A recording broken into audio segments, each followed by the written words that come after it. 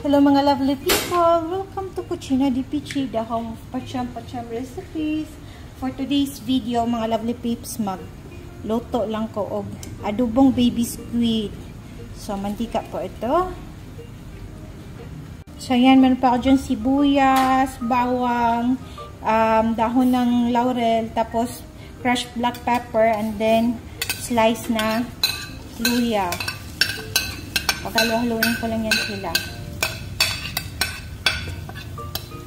Meron naman akong mga content na mga adobong pusit, ganyan. No? So, wala lang. Tagdag lang natin ito for today's video. Okay na yung mga spices natin. Sobrang bango na nila. Lagay ko na ito. So, pinatulo ko talaga, no? Yung tipong para hindi po siya magtubig masyado.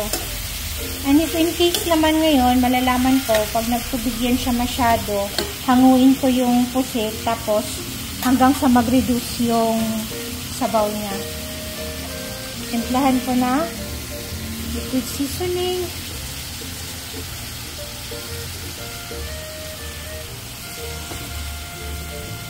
And then, yung ating oyster sauce. Tansya-tansya lang. Kutob-kutob lang. Yan. Then, tomatoes.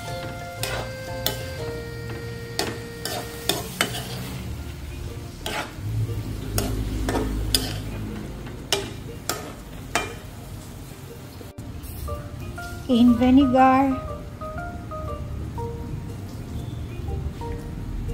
Tapos, sabi ng mga chef, di ba chef daw, di kayo yung mga nagpo-food content, huwag daw hahaluin agad pagkalagay ng suka.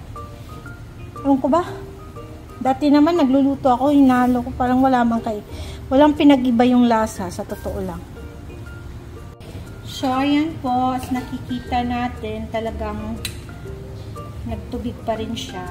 So, ang gagawin ko dito, hanguin ko.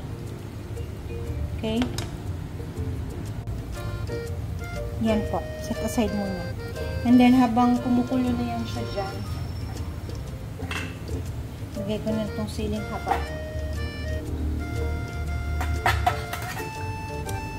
And then, hintayin ko lang na kumonte itong sabaw. Saka ibabalik yung set. Ayan mga lovely people, nag-reduce na yung sabaw niya. No? So, balik ko lang. Isang minuto lang yan. Ready na yan siya kasi saglit lang talaga to kasi nga baby squid, mabilis lang talaga yung buhay niya. O, diba? So, sakto lang yung sauce niya. Hindi siya nagmukhang sabaw. Ayan. Pag kumulo na, switch off na. And kakain na.